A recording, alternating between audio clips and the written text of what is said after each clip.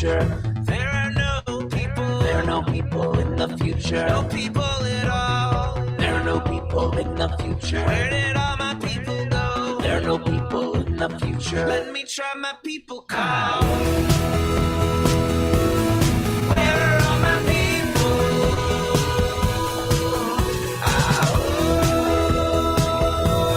Where are all my people? I guess I'll fly away now. Hey, everybody, welcome. It is Monday, August 8th, 2022. Welcome to Raging Chicken's Out to Coop Live. This is, of course, Kevin Mahoney, creator and founder of Raging Chicken. On Out to Coop Live, we talk to progressives, activists, and troublemakers of all sorts, right from our own backyard and from across the country. You can join us also at the end of the week for our Friday Politics Roundup, where we break down the good, the bad, and the ugly in state and national politics. And you can check out our once or twice monthly The Wednesday Show with Cyril Michaleko. Cyril is the editor-in-chief at the Bucks County Beacon, and he joins me to drill down into Bucks County, Pennsylvania, and international politics. You can get all our shows by subscribing to our podcast on Podbean, iTunes, Spotify, or wherever you get your podcasts. We're there. We're there. You just got to click, join, you're it. There you go. And you can help support this show by becoming a patron for as little as $5 a month. Head on over to patreon.com/rcpress to become a patron today. You can also help out the show by getting on over to our YouTube channel if you're not there already. Smash that subscribe button, like the stream for this show, and hit that notification bell so you know every time that we go live. You can join our Discord server. Lots on that happening starting up this fall especially, so get on it now. Info on that is in tonight's show notes. For more PA Progressive talk, tune in to Rick Smith Show's live stream at 9 p.m. Eastern on his YouTube channel, Twitter, Facebook. Look, wherever you get your stream, Rick's going to be there. Head on over to ricksmithshow.com for the latest across all his platforms. And you got to check out the Sisters of the Night Caucus podcast if you haven't already. The amazing PA women stirring the political cauldron behind this podcast rock the house. And they know where the bodies are buried. You got to check them out on Twitter at The Night Caucus. That's at The Night Caucus on Twitter. And subscribe to their podcast on Anchor, Spotify, iTunes, wherever you get your podcasts. Attention all you gamers out there. The Game Inn is a Quakertown-based, black family-owned gaming store. They're friends of the show, and they've got everything for retro N64s and latest consoles, video games for all platforms, collectibles, action figures, Funko Pops, walls, literally walls of Funko Pops. I kid you not. And look, with school starting up, you got to know they're probably going to keep this going. Kids get discounts with A's on the report cards. Check them out on their Facebook page. Follow them on Twitter at @TheGameIn. That's with 2 N's. You got a question about a game, look for something hard to get, drop in an email at thegameinpa@gmail.com. Special shout out, as usual, goes to Jonathan Mann, who wrote our intro song, There Are No People in the Future. Check out all his great stuff on his YouTube page and follow him on Twitter at @SongADayman, again with 2 N's, @SongADayman on Twitter. And folks, don't let Paul Martino and his oligarch friends buy our schools and push extremist politics in our community. Raging Chicken has teamed up with Levelfield to launch a truly community-rooted PAC to invest in organizing, support local and statewide progressive candidates, and unmask the toxic organizations injecting our communities with right-wing extremism. We're putting small-dollar donations to work to beat back the power of big money. You can get more information, and you can drop us a donation at ragingchicken.levelfield.net. Well, I'm totally excited tonight. On tonight's show, of course, I welcome Mark Pinsley to the show. Mark is a Democratic candidate for PA State Senate in the 16th District. The 16th District now was newly drawn to include portions of northern Bucks County, upper Bucks County, and Lehigh County, western Lehigh. Mark is currently Lehigh County Controller and is seeking to add Democratic pickups for the state Senate. Following Republican Pat Browne's loss to right-wing challenger in the Republican primary, this guy by the name of Jarrett Coleman, there's even more at stake. Coleman is an anti-abortion candidate that served the Parkland School Board to push anti-masking policies during the pandemic and who stoked the flames of critical race theory conspiracies. Mark brings an experienced, progressive voice to this election with so much at stake. With enough people on the ground organizing by his side, Pinsley has got a good shot of turning the PA16 Blue. Yep, we'll talk to Mark about his campaign and the stakes of this November's election. Welcome to the show, Mark.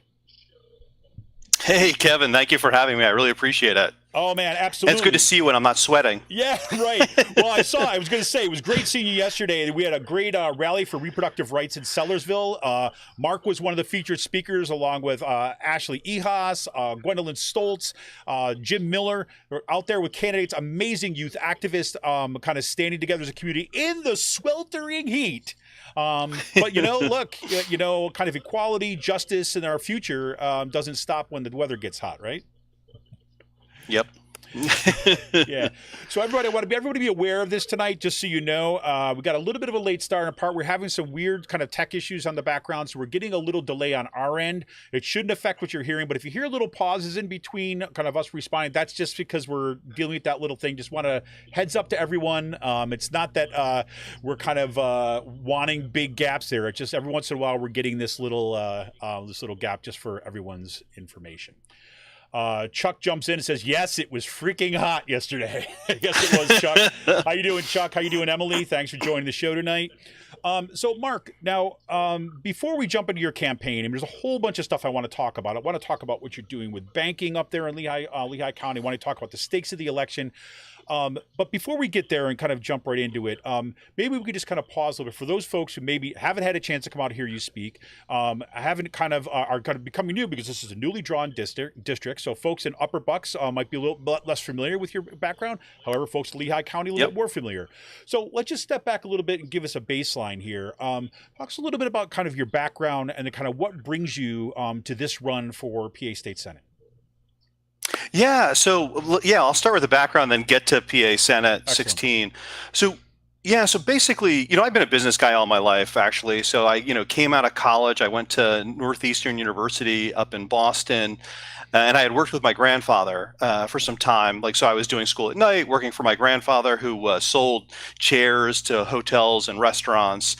And of course I was a young man, and I was like, well, I'm never going to make $1 million doing this. I got to go start doing something else, because we always want to do better, right? Like the grass is always greener. Right. And I started my own little company, which was, at the time, you would call it an e-commerce company today. We raised like $1 million. We started this little company. I ended up selling it. I didn't become a millionaire, but it was a good trip. And then I ended up, working for a really large company, which was called ILS, and it was a part of a company called Aviall, which is a public company now owned by Boeing. And I was the vice president of marketing. And basically what I did was I got to travel the world, so I was a young man. I was 29. I started there at 29 as vice president of marketing. And really, what a phenomenal time. The internet had just sort of become a big thing. We were using it in order to deliver services. We were kind of like the eBay of the aviation industry. So if you were a airline and you needed a black box today, you would use our system, and we would tell you where that black box was, and then you would negotiate for that black box offline. And it was just it was just a phenomenal time. Like what a life I got a chance to live. I lived down in Memphis when we did that, and we had our first child, who was my daughter. And eventually what ended up happening is she turned 3 or something like that, and she said y'all, and my wife said we're moving. so we made our way back. Yeah, exactly. So we made our way back here, so I live in near Allentown now. And we actually chose the spot mostly because it was between my mother and my father. We had a young child, and I had actually, at the time, I bought another company, which is up in Buffalo, New York, and I traveled kind of back and forth. And it was an IT company as well. So that's really my background, is in IT. I eventually sold that, and I went to go work for a very large company called DSM, which is the largest producer of vitamin ingredients in the world. So if you had milk today and it was fortified with vitamin D, it's very likely that vitamin D came from DSM. Mm-hmm. So it's a company you don't hear about. And my role was to be the global product manager for personalized nutrition. So my role was to go make people healthier. Mm-hmm. And it was just what a great role, right? Like you're going around, you're helping people be healthier. We did it primarily through nutrition. So you can kind of think of it like Weight Watchers, except it wasn't necessarily about your weight, right? It was about any health issue. If you were a runner, we would help you be faster. If you were on the verge of diabetes, we would help you not be on the verge of diabetes. So that was really good. And eventually DSM decided to kind of spin us off. And when they decided to spin us off, I just decided I didn't want to go with the new company, and I bought a small little company which is in the skincare industry called Dermamed Solutions. And I've owned that company now for 12 years. And we sell to spas and dermatologists primarily, both medical devices like microdermabrasion and then also actual skincare that you put on your skin. Then 2016 happened. Well, this is going to be exactly my question. Okay, here you got a guy, he's traveled around the world, he's gone through all these different businesses, kind of has lived a life, and now he's in politics, right? So what happens, right? So there you go, 2016. Yeah, exactly. It's crazy. Yeah, no, so the 2016 happens, and Trump wins. And I'm Jewish, and so when he was talking about the Mexicans and the Muslims and whatever else, I literally couldn't take it. Of course, being Jewish, you're kind of, this is one of your learnings, right, is about Nazism and things like that. And I'm not saying that he was a Nazi, right? That's not my point. My point was the way he talked about people, I just didn't like. And it just led to nowhere. And so I became an activist right then and there. Like that night, I started doing everything I could to kind of balance out the world. Or at least balance out the world for me. Mm-hmm. And I was hoping that, if it was balanced for me, that it would be balanced for other people as well. And so originally I started by talking to the chair of the party, who at the time was a guy named Marcel Groen. And, people love him or hate him. But for me, he was a good mentor. He really taught me a lot. And I didn't know anything about politics, right? Mm-hmm. So I was coming in, brand new. And he's still my mentor. I really respect him. And some of the guidance that he has given, most of the guidance that he's given me. And so one of the things he had me do right away was he's like, why don't you go run for something small? Because he knew how angry I was, and I was like, I want to run for Congress, man. I'm just going to go. And he's like, Mark, hold your horses, buddy. He's like, go run for your township. And so I did. I ran for my township, and I struggled to do that, right? Because my anger was at Trump. It wasn't at my local township. But, he was right, because, what I ended up doing is I'm knocking on doors, right? It's the first time I was ever knocking on doors, for me. I had done it a couple times for candidates, but it's very different. And so I learned a lot about the process. And I will say, we ran a great campaign, and I'll also say it had nothing to do with me. I had a guy who was my campaign manager, and every day he would give me a list of to-dos, and I would just do whatever he told me. Go knock on a door, I'll go knock on a door. Go make a phone call, I'll make a phone call. I just trusted whatever he said. So he ran a really good campaign. And what ended up happening was the party noticed, because I was the first Democrat to win in over 20 years in South Whitehall. I remember that campaign, and so the party came to me and asked me to run for the 16th at that time, which was against Pat Browne. And, to be honest, once again, I was kind of like, man, don't I want to run for Congress? I'm still mad at Trump. Is this really the right path for me? And, I called Marcel Groen, and I told him the situation. He's like, Mark, you have to decide, why are you in this? Are you in this just for you? Are you in this for the party? Are you in this for the people? Who are you in this for? And I'm like, look, at the end of the day, I'm in this for the people. And right now, I believe that the people need more Democrats. That's who I am, and that's what I think that they need. And they certainly do not need, Trump. Right. Forgetting about the Republicans, just Trumpism. And so he's like, well, look, if you run against this guy, Pat Browne, and let's say you lose, but you get him to spend money, you're helping somebody else. You're helping some other candidate. If you run for Congress, there's going to be 7 or 11 of you Democrats running against each other.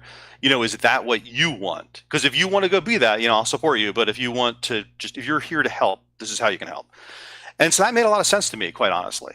And so I decided to run against Pat Browne, but I planned on beating him, right? I wasn't just doing it to, let me see, how I do or get him to spend money. No, I was there to win. but part of winning was also accepting the fact that even if I lost, if I could get him to spend enough money, maybe somebody else could win. Well, and this is also a really important point too as well, because Pat Browne, of course, he was entrenched. He was one of the one of the power brokers in the state Senate. Right at the time, he had long established himself, a very familiar to what Brian Fitzpatrick does down this way, as kind of, oh, I'm kind of a moderate, I'm kind of just like work on all sides. But really, when it comes right down to it, you watch the guy's votes, and the guy is voting with the kind of with the right on this. But nonetheless, someone who's tough to beat. But you can't ever even scratch the surface of someone like him until you get someone who's going to run. Right. And run a strong campaign, not just for, kind of their own sense of self-fulfillment, but also to really give the guy a run for the money and force him to actually campaign and put the issues out on the table. So.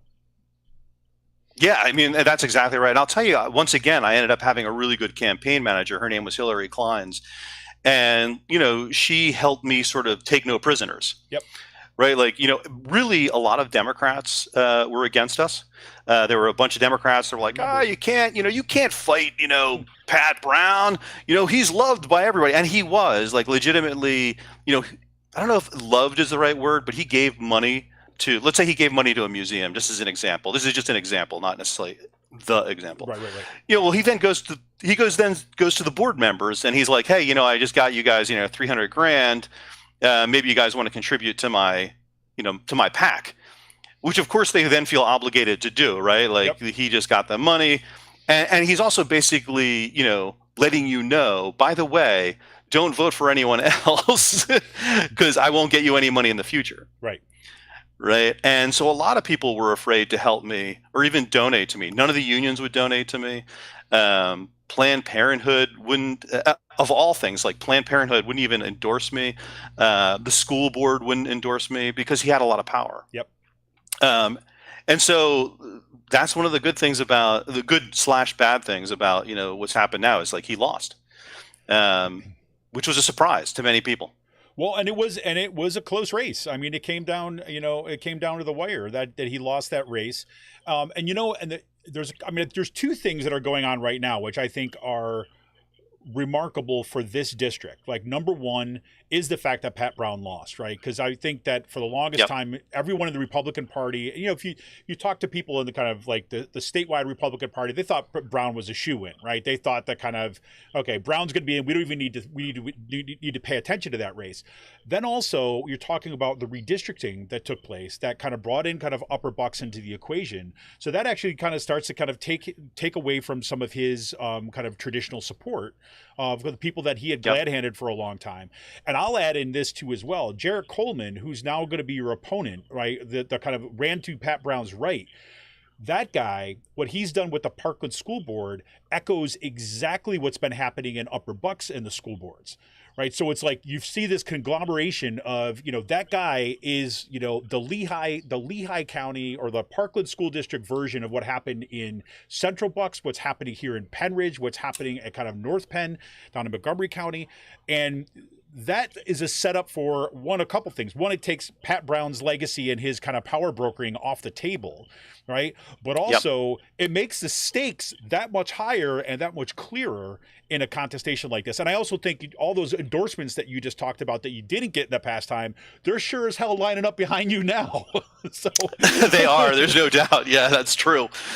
It's interesting too because his school, him being on school board, you do get to see what kind of guy he is, right? And how he acts and reacts to these things. The negative is, sort of as you said, it's a big district. The 16th is geographically a large district. And so making sure that people know who he is very difficult, right? Like, he is going to have a lot of money. He is funded by a guy named Jeffrey Yass, who is the richest person in Pennsylvania, a huge charter schools person. So, Jarrett, of course, is going to be for charter schools. I mean, I think of Jarrett as a puppet to Yass, really. I mean, Jarrett came out of nowhere. He's doing Yass's bidding. So, I mean, look, he also, Jarrett also supports Mastriano, obviously, right? Yep.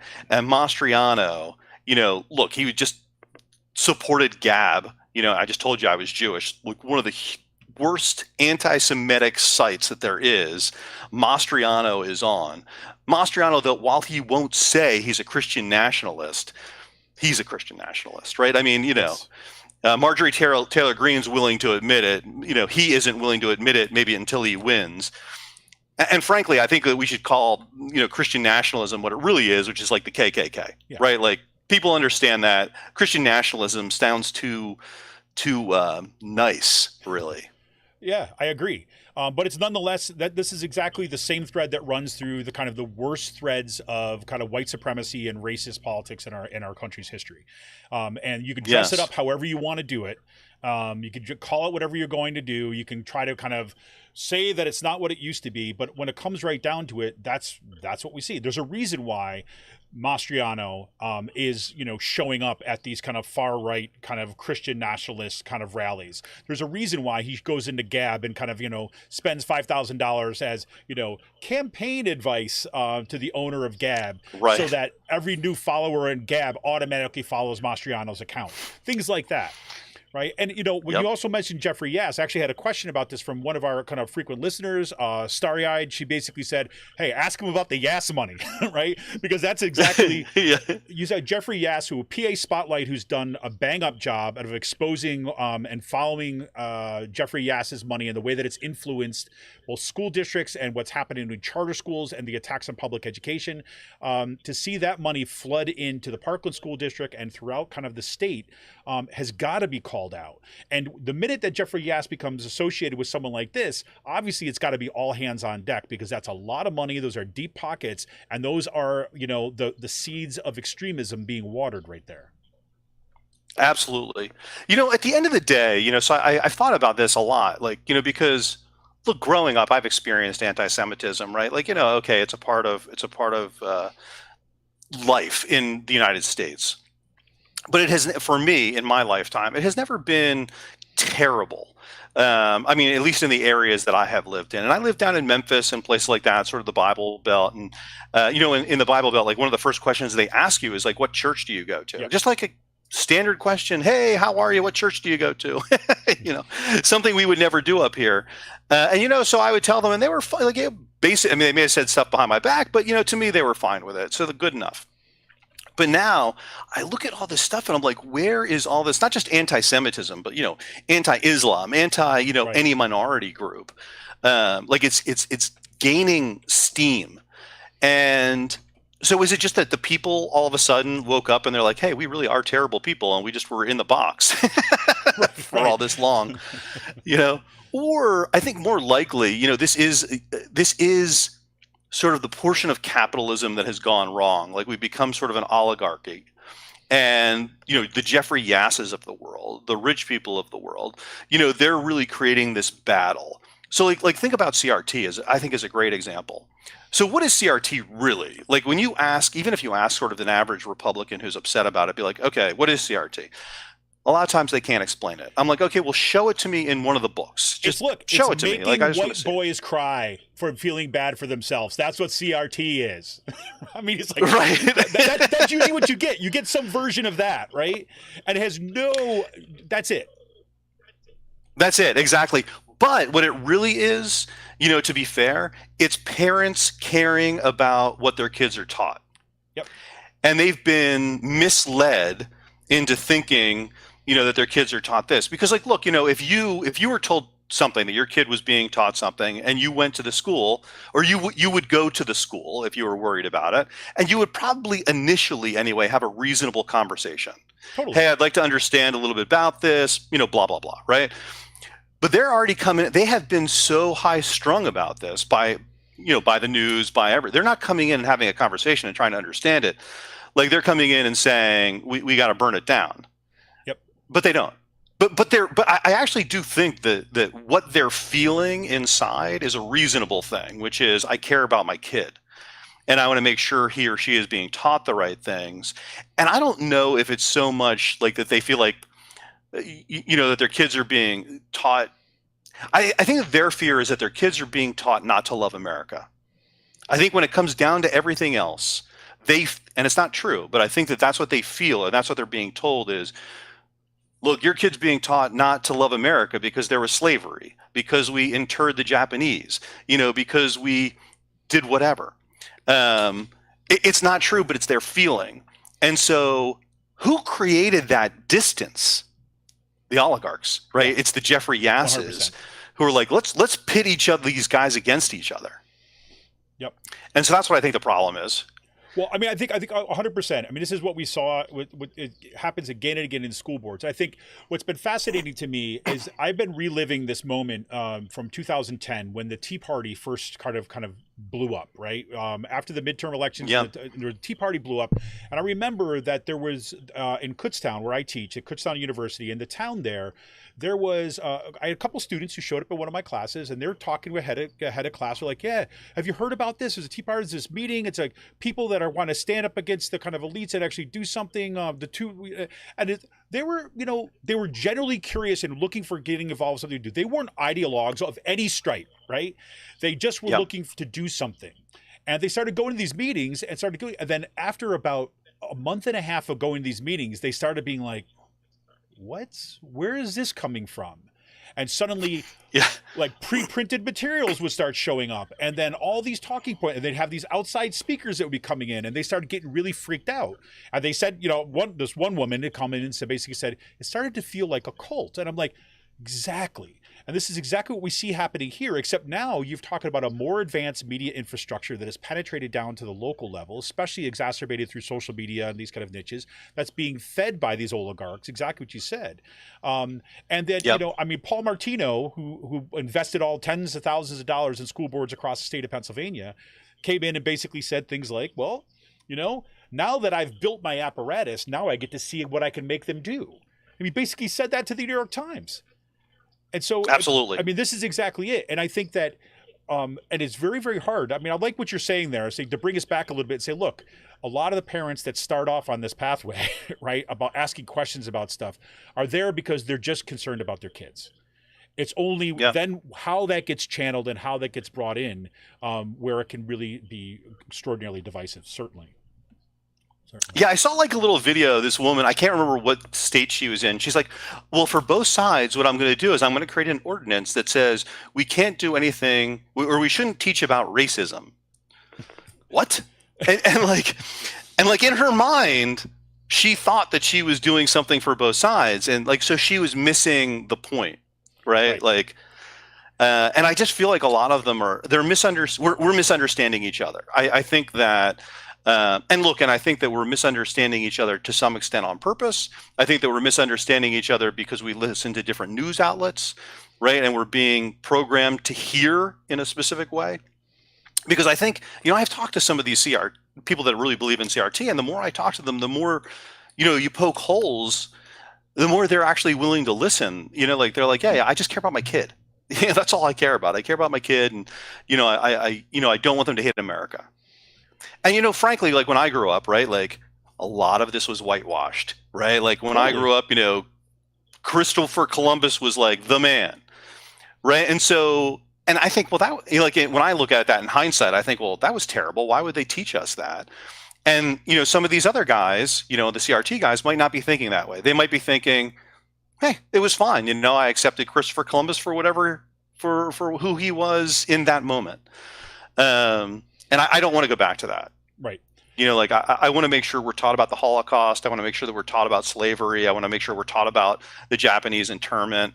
On the left, we think a lot of, FDR, obviously. Mm-hmm. Great New Deal, all that kind of stuff. But, he did send a bunch of Jews back on a boat.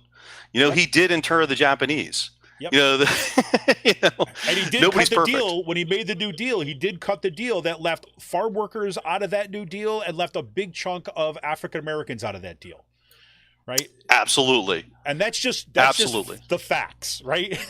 So we could be uncomfortable with that, and then our heroes could be tarnished. But you know what? That's what history really is all about. That we look at these things in their complexity, not just as kind of like some sort of idealized version of whatever hero we want to worship in the moment.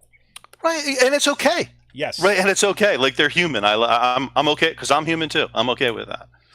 So okay, so we've got this going on. I mean, I could talk about this all night, but so I really want to give some space to talk more about kind of you're doing your campaign, and maybe one way of kind of getting in this is I'd like to kind of point out something that you mentioned at the rally yesterday. That I had just started reading up on what you'd been doing there, and that comes in your job in Lehigh Valley Controller and what you're doing in banking. And I think I don't want to put words in your mouth yet, but you kind of led up and say, well, look, I sat there and I said, well, what can I actually do? What can I actually do right now that I don't have to wait till the election, right? To just wait and vote harder in the fall, right? What can you do now? Can you talk a little about where that led you and what you did and the concrete results of what's happening here? Yeah, I'm excited to tell you about this. This is great. So I'm going to give you a little bit of background because I think it just makes the story, more fun, I guess.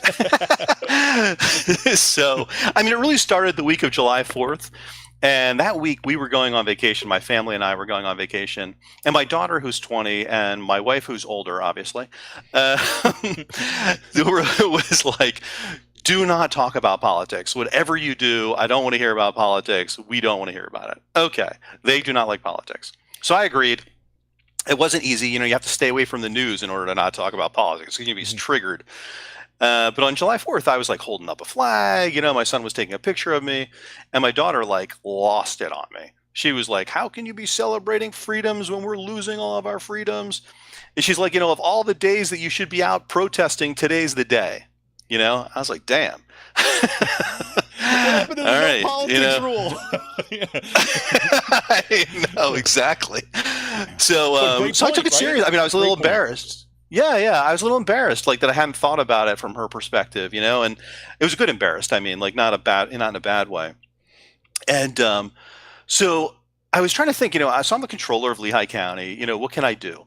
And like strangely enough, and this is a part of the story that sometimes I lift off. I was like watching TikTok of all things, like I'm browsing through things, and this one TikTok came up, and it was this woman who was basically trying to change her life to only use products who weren't where the company wasn't investing in a candidate that was anti-abortion. Mm-hmm.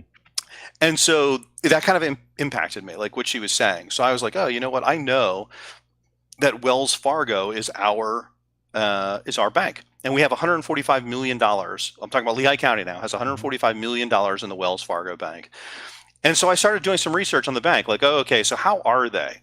And look, they do invest in both sides. They invest in Republicans and they invest in Democrats. But I only care about the Republicans at the moment, right? So I saw like they invested like $20,000 in Greg Abbott, probably the worst in terms of abortion right now, right? They invested in others as well, all sort of anti-abortionists, anti-gun safety, climate deniers, all that kind of good stuff.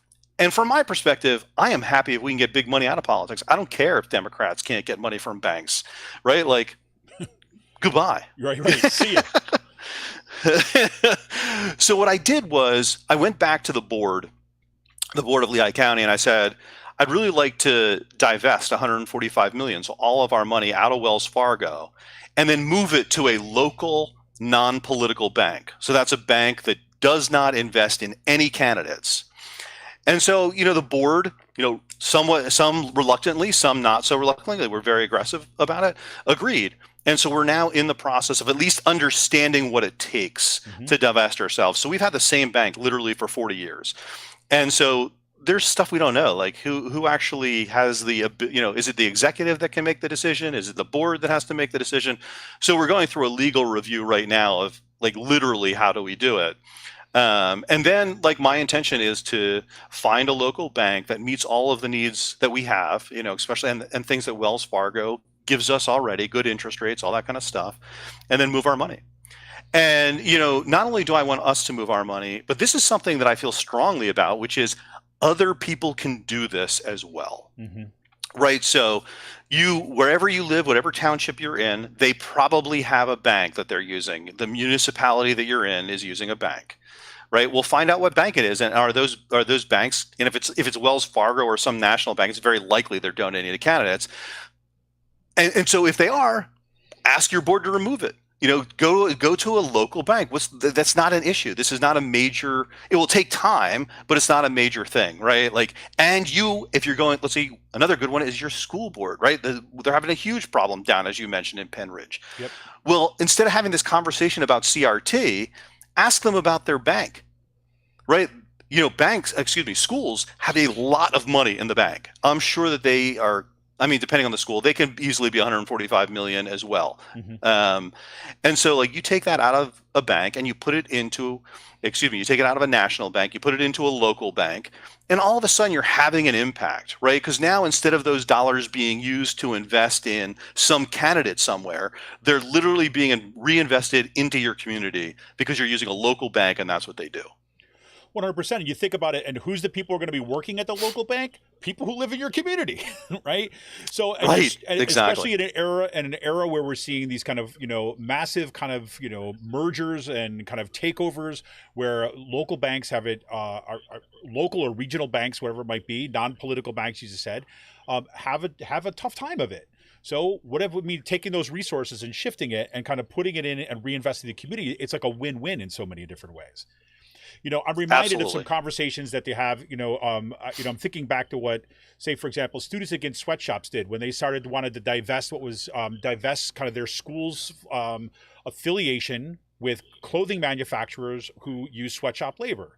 And they said, well, what's our mechanism to have the impact? Well, let's look at our licensing agreements, right? Our licensing agreements, right, we can have, when next time an agreement is up, we can lobby to have that contract say you have to prove and have an objective third-party independent monitor of your kind of your production facilities to make sure that they're not in sweatshops. So we're going to set that up, and it's like you're exploding your impact because you're basically saying, okay, this little linchpin right here, we have control of this in our space that we can have a disproportionate impact for doing good. Right. And having absolutely. And this is exactly what you're reminded of. As soon as you said that, I'm like thinking about all these different initiatives that different communities have done around divestment and reinvestment in other aspects of the community. So great stuff. And one of the things about a bank too, is just like if you take $145 million a bank, it doesn't really matter how much you take out, but you take $145 million out of a bank, they now can't invest or reloan $145 million to someone else. So you are literally hurting their bottom line, not just taking money out of a bank. They cannot make money off of your money, and that's a big deal. Yeah. It's a big deal. And so when you go to your school board and you ask them to reinvest it, if they're saying no, you're like, well, why? We're going to a nonpartisan bank. So you're telling me that you're partisan because you want to stay with Wells Fargo or you want to stay with TD Bank or whatever the bank is, PNC. No. Like, let's take this and get big money out of politics. And you know what? Most Republicans want big money out of politics as well. It's only the rich that want big money in politics. Right. 100%. No, and it's a great way. And it's a great sell too as well, because you're saying, look, no, the goal is not to shift it from people who give to Republicans and people give to Democrats. We're shifted to somebody who's supporting our community and is non-political, right? Who's not dishing this money, who's actually spending their money on their, the people that have money in their bank, right? Maybe in customer service, maybe in better interest rates for, for their customers, maybe for their employees to ensure that they got good health coverage and benefits, as opposed to finding out how we can manipulate the political process. So I think that was such a freaking amazing thing. And it's going to be great to see where this goes from here. The other thing I wanted to, I don't want to dig, only on the issues on the kind of around the finances, but you had some major kind of wins just looking at through the lens of the controller, what was happening in terms of medical costs, right? In Lehigh County. Yes. Talk about that. Yeah, this is really exciting too. So first off, I'm a believer in, single payer healthcare, right? Medicare for all, love the idea. It's because I own a business, right? And every year, and so prior to COVID, we paid 100% for everyone. And every year it was going up 15 to 20%. My costs were. And so it just wasn't sustainable. It was becoming sort of a heartache. And so I care. And the other thing is that I want my employees to be able to walk away and still have healthcare. Like, I don't want them trapped in my business because they're like, oh, I can't walk across the street and get healthcare, or I can't just start my own business and have healthcare. I want them to just have healthcare, and I want them to have better healthcare than I provide. To be honest, like, we provide healthcare, but it's like high deductible, all that kind of stuff. So when I got into Lehigh County, like it was on my mind anyway, right? Like I'm like, oh, what can we do about the healthcare? And they're buying. So Lehigh County is self-insured. So basically, what that means is like, if you go to the doctor and you pay the copay, and there's an $80, $80 left that have to be paid, Lehigh County actually pays that on behalf of its employees. It's not an insurance company that pays it; we pay it. Mm-hmm. And so, but we do have like an insurance company that's over us that manages the network. Right. So what doctors you can go to, what pharmacies you can go to, things like that. So I thought, hey, this would be great to really audit. Let me dig into this. And it's exciting. And so what I did was, we spend about $30 million on employee healthcare a year. About $7 million of that is the pharmacy. So you go to your pharmacist, you pay the copay, we pay the rest. And I was like, okay, well, let me just take a look at the pharmacy and see how we're doing. And what I found was $1.4 million in waste. Just pure waste, meaning like one of the things that I did was I ran all of the drugs that our employees have purchased, and I ran it against a tool called GoodRx. And GoodRx is a website where if you don't have insurance, you can just go buy cheaper cheap drugs, a little less expensive with a coupon. So I'm like, okay, if my employees had just gotten a coupon, how would they do? And they would, I can't remember exactly what the number was. It was significant. Like that we would have done better if our employees had just gone out, used GoodRx, and we paid them back than having used, our own insurance. So our insurance provider who negotiates the price, was basically skimming off the top. In my view, skimming off the top, right? In their view, just making money. Off other people's like illnesses. Right. Yeah. Right, exactly. And so what we ended up doing after we found the 1.4 million is we went out to bid again to rebid that portion of the healthcare, and we ended up saving $3 million. So at a $7 million spend, we saved $3 million. That's crazy. It's unbelievable. Yeah, it's unbelievable. And so that's when people are telling me, well, we can't go to single payer healthcare. The money's not there. I'm like, oh, the money's there. Let me tell you. Well, I'm so glad to hear your story around this too as well, because one of the things that's always baffled me is that, this argument that single payer businesses are against that. And, the people that I know, obviously I'm not hanging around with like, Fortune 500 CEOs, right? But people that I know who run businesses, it would be such a incredible relief to them to say, if you had single payer and then that is taken off your books, right, entirely, then your employees are healthy. Like you said, your employees are going to be there because they want to be there, not because they feel they have to be there because they have to keep their benefits, right? And your bottom line doesn't get constantly impacted, right, by these rising drug costs. Drug costs or medical costs every single year. It seemed to always be like a no-brainer. To hear you talk about that as a business owner and be like, I'm for it. Let's do it, because it just makes a whole lot of sense. Absolutely.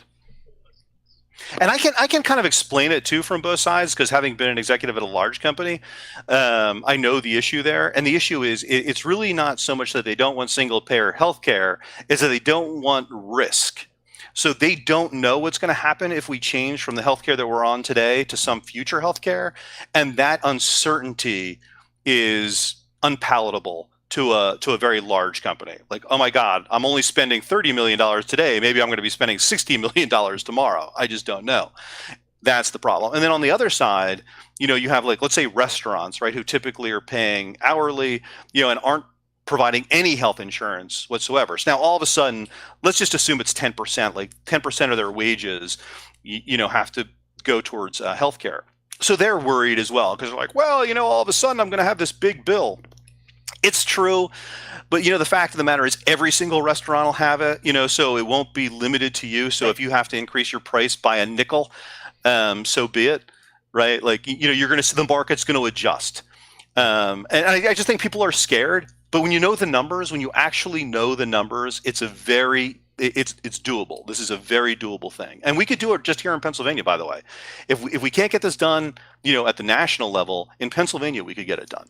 So obviously that's going to be dependent on having people like you in the PA State Senate. Obviously candidates like that were kind of at the rally for reproductive justice yesterday for Gwen Stoltz, to make sure Jim Miller, that have it in the PA House. So talk a little bit about, I don't know, like, what else you want to kind of put in here, but I want people to get a sense of other things, that why you think it matters and what's at stake here. Because I think that we have a real opportunity here, I think, in the state politics. And frankly, I'm really glad that you decided not to run for, Congress, but decided to run in the state, because frankly, I think this is where the fight is right now. And we need people that are going to be, and especially there's absolute insanity happening in our state house, right? I know enough people that are working out there, and where the Republicans out there want to take us is down a very, very dark road. So to have good candidates in there that have the experiences that you do, that have the background is. So can you talk a little bit about, again, why do you think it's kind of critical to have folks like you in the PA State Senate, and what about your campaign do you think that you bring to the table that you think is, is necessary at this moment? Yeah, wow, there's some good questions in there.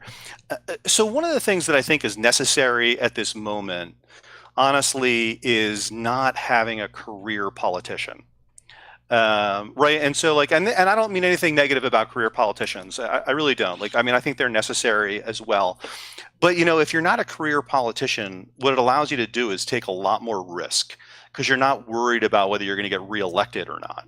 You're worried about doing the right thing first and foremost, and then reelection after that. Mm-hmm. And so I think that, going for candidates like that, where you see they have a drive, and that they're, this is not going to be, a forever job for them, that they really are here to try and do something good. And hopefully it's good for the many, not the few.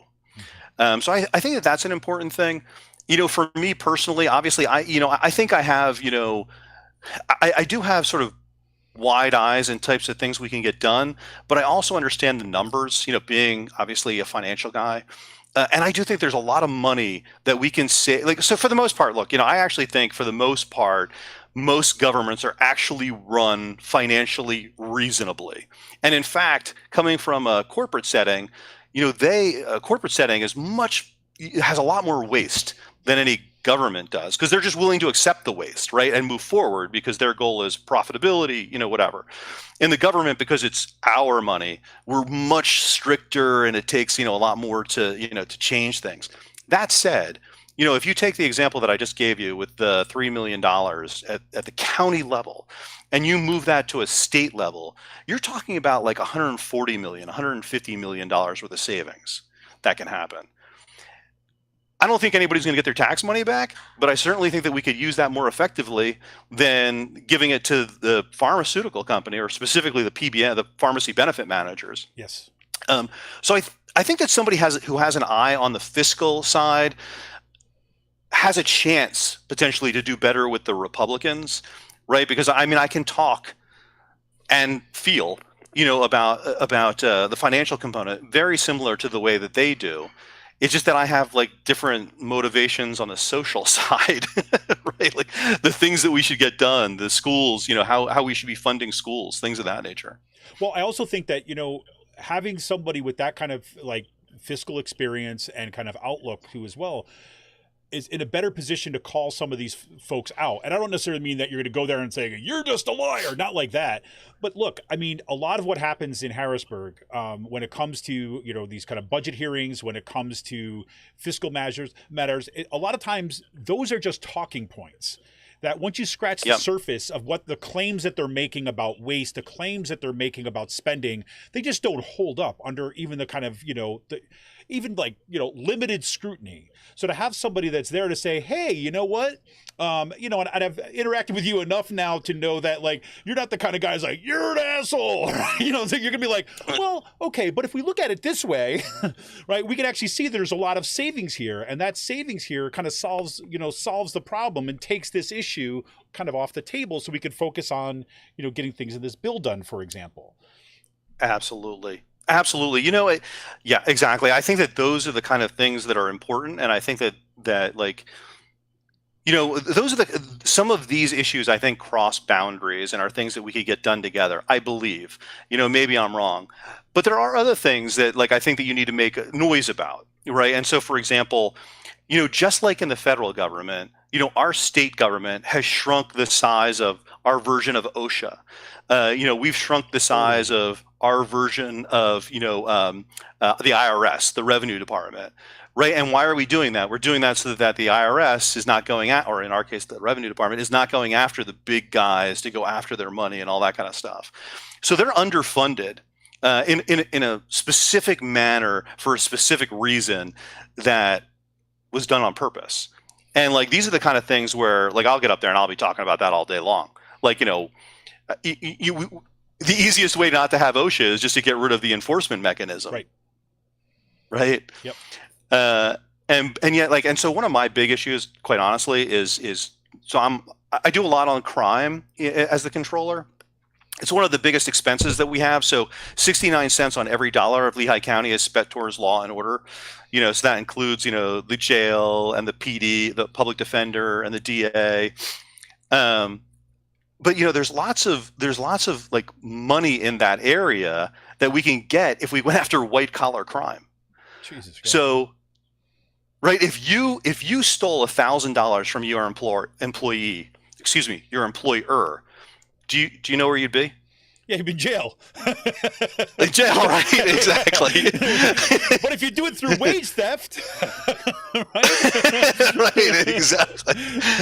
But if they steal $1,000 from you, what happens? Nothing. And that's not right. And we need to fix that, because like there's 700,000 Pennsylvanians every year that lose some portion of their wages because they're stolen from them. And so this could be a contractor who did a work for you last week and he comes to get paid and they're like, nah. Or it could be a cashier who, is told to clock out early, or whatever, isn't paid the overtime.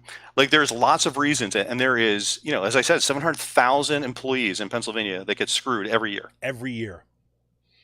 I use it. This is something that Rick Smith and his show, Rick Smith Show, is big. He's been focusing on this for years, right? And talking about wage theft as, again, both at the state level and at the national level.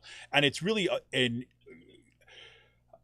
we need, one, it's great to hear you call it what it is, right? I mean, this is money that's being stolen from employees and from workers, right? This is not something that like, oh, they should have been paid more, the wages should have been, no, this is actually systematic theft, right?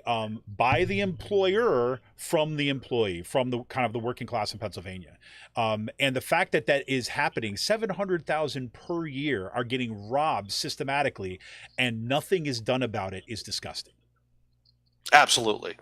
And that's why, so if do you want your police to go run after the guy who smoked marijuana, or do you want your police to go work on the guy that they're actually going to make money off of? Because then when they charge you as an employer, you're going to end up paying money into Pennsylvania. Yes. 100%. So we've got this. So let me ask you this, because I know we got to wrap up soon, and I've taken you longer than I promised I would. but no, this is great. I love it. Okay, awesome. So for me, I look at this election as incredibly, incredibly high stakes.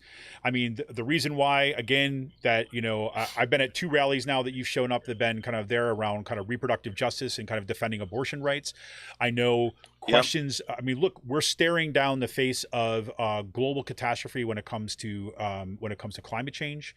We're in a situation where we're watching kind of labor rights getting kind of ripped away from all of us, and the public being diminished.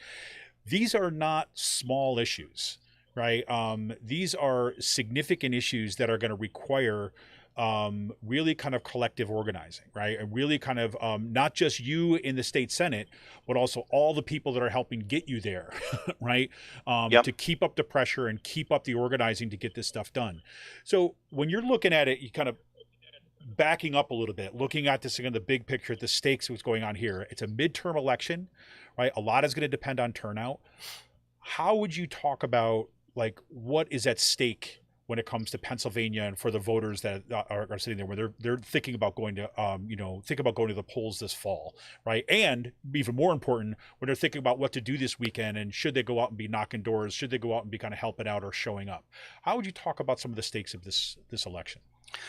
Yeah, I mean, look, the stakes of I thought once Trump was out that things might get back to normal, but they didn't. We are in a new normal.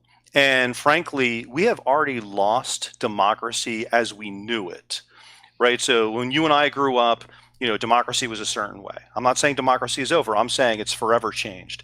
So we now have a MAGA Supreme Court. And that MAGA Supreme Court has started with some very specific things, right? So reproductive rights were the biggest issue. But there was also like Miranda rights. Are basically gone now. They sort of gutted them.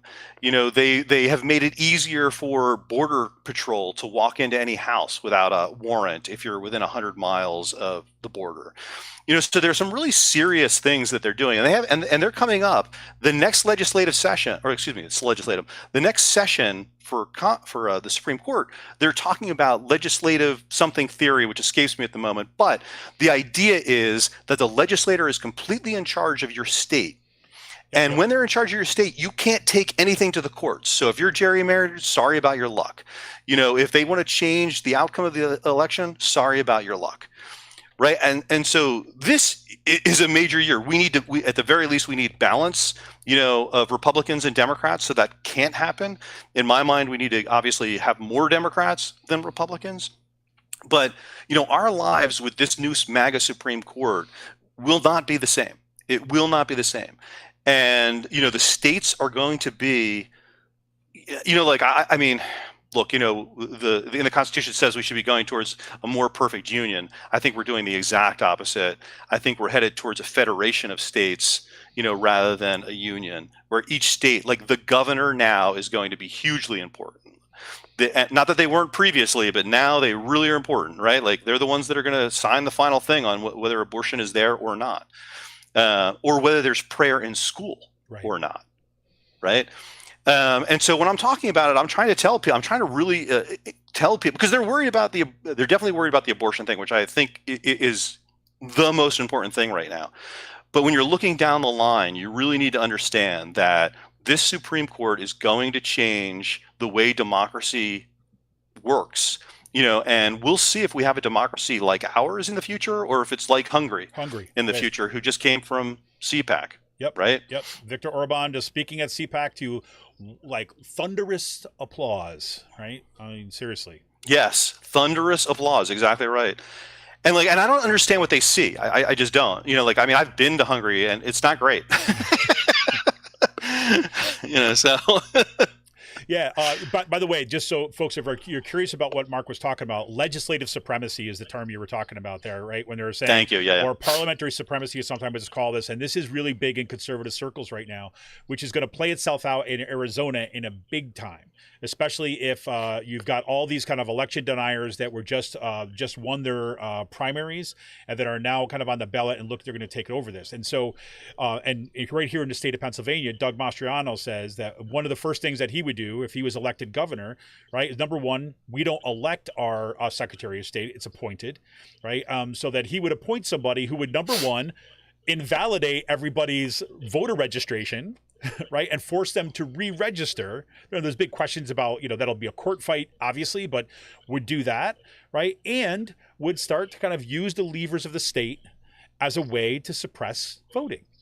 Right. And so absolutely, we're right on the edge of that happening if Mastriano is elected to the governor, and or for that matter, if our the state legislature elects enough Republicans to override a veto. Either one of those scenarios. Yep. It's scary. Yeah, and that's why we need to flip the state, right? Like what people may not understand is like if you're upset with Pennsylvania, you should be angry at the Republicans. They've controlled for 30 years. Yeah. Right, like it's not just the governor. They have had the Senate and the House for almost 30 years. So regardless of what you think of the governor, they have been in charge. And so if you don't like where Pennsylvania is going or has been, it's the Republicans' fault. Where they go, and all the more reason we got to elect folks like Mark Pinsley here. So, Mark, let me ask you as a way of kind of closing things out tonight. If people are interested, they want to find out more, right? They want to get involved with your campaign. They want to kind of donate to your campaign. Where can they go to get more information? Yeah, so it's votemarkpinsley.com is my website. And look, we love when people, even donate stamps or, fill out postcards. Like I've got people filling out 100 postcards at a time. And, that's a real mailing. when I do a mailing, it costs money, right? Like sending out these mailers. And so even when you do that, even if though you might think it's not that big of a deal, so far I have 10,000 postcards that were done by individuals that have been posted and written. That's a huge contribution, a little bit at a time. Little bit at a time. We're going to put that link directly in tonight's show notes, so everybody going to check it out.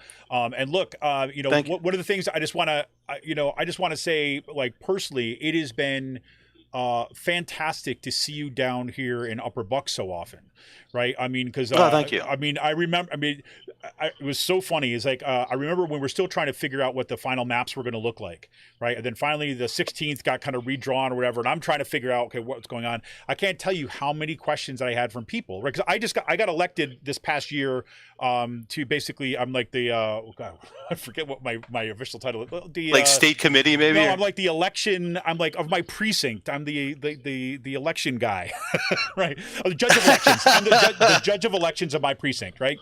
So, gotcha. Yeah. And so when we had the primaries, right? We had to be prepared to kind of tell people, because go to people to show up that they're not paying super close attention to politics, and suddenly the guy that they were there or the woman they're there to vote for suddenly isn't on the ballot. So you want to be able to help them kind of understand where what the new district was and stuff like this. And then I started getting all these, not as part of Judge of Elections, but just personally through doing this show, people trying to say, well, who's running? And I'm like, well, Mark Pinsley, Mark. And I told him a little bit, because I had to know a little about your campaign in 2016, and I know a little about the work that you've been doing. And I said, you'll get to see him, and like literally, right? So I get these emails back. Oh, I just met him. Right? He was down in my neighborhood, or he was at this rally. And I think that's meant a whole lot of people very early. When those district lines got redrawn, you didn't waste time to have you and your campaign kind of out there and kind of meeting people. So hats off to you on that. It's meant a lot. Yeah, no, I appreciate that. I will tell you, it's interesting too, because, just in terms of the primary, Lehigh County was much worse to Pat Browne than Bucks County was. They're a little bit more moderate, I suppose. But I have found them to be, Bucks County in particular is far more active, even though they have a harder time, even though they're more Republican, in terms of registration. They are working their butts off, man. And I really appreciate, and it's not that we're not working our butts off up here, we are, but it's very different. And I really appreciate it. I really do. Well, that's also great to hear. And I have to say, and all the hats go off to so many of the folks that got energized in part because of these school board elections that have really kind of shown what, again, the stakes became very clear. Here in Penridge School District, where my kids are at, right, this is, this last school board election, this was the second or third time round of dealing with some of these folks that were coming out. What's happening in Central Bucks, what's happening in kind of Palisades, what's happening again North Penn, all around this. That push has been really ramped up. And what people did when they went out and they organized around those school board elections, they didn't go away. Like literally the next day, they're saying like, okay, where do we need to go next? Who do we need to talk to? How do we keep this organization going? What do we need to do better? And those folks that you saw at that rally yesterday were those folks who have been there nonstop, kind of building out those structures, and have really been, the nuts and bolts, and they've done it largely alone, right? I think it's like, the state, or I would say the county and the statewide Democratic Party is catching up to those folks who've been doing their organizing on the ground now. And it's great to see that they're actually deciding we're not going to fight these folks. We're actually going to try to help them out because they're doing an amazing job. So I know that they're going to appreciate the shout out tonight, Mark. Yes, yeah, very good. Well, great. Well, hey, thank you so much for taking the time tonight. And remember, everybody, you can check in the show notes. You're going to make sure that you head on over to Mark's website. If there's ways that you're going to help out, if you're up in Lehigh County, if you're up down here in Upper Bucks, looking for ways to get involved, lots of ways to get involved. Share out this show. Make people who don't get to know him so much, want to hear a little bit about his background, share out the show to folks so they can hear a little bit here. And we're going to make that available to any place that it needs to go. So thanks again, Mark, for coming out. Thanks, tonight. Kevin. I really appreciate it. Oh, fantastic. Well, everybody, this is going to be one little quick note. Want to let everybody know, I know it's been on and off for the show the past couple of weeks. I got sick. If you remember, I thought that I had COVID, but it turns out I didn't have COVID. I had a pretty nasty leg infection and a blood clot. So that turned out to be a little bit more serious than I would have hoped, but we got it under control now. So I just want to let everybody know that's what the deal was. I appreciate the messages, people asking how I was, making sure that everything was going on, what was happening. So I really appreciate the thoughts, and I really appreciate everybody coming out tonight and helping share in the show. So this is Kevin Mahoney, editor and founder of Raging Chicken. Keep your eye on your medias, because we got some great shows coming up in the next couple of weeks. We got some more local candidates that will be coming out. We're probably going to be doing some shows in the middle of the week too as well, to make sure that we could put as much kind of amplification to the work that's going on the ground as we can. We'll let you know about when the next rallies are coming up, and keep it up, everybody. As you heard Mark, thanks to everybody who's doing the work out there on organizing, and we'll be talking to you soon. So this is Kevin Mahoney, this creator and founder of Raging Chicken. We're going to be seeing you next Monday. Might have a short Friday show. It's my daughter's birthday, so it's going to depend on her. Keep an eye on it. Thanks, everybody. Keep up the fight. Keep up the struggle. See you soon. See ya!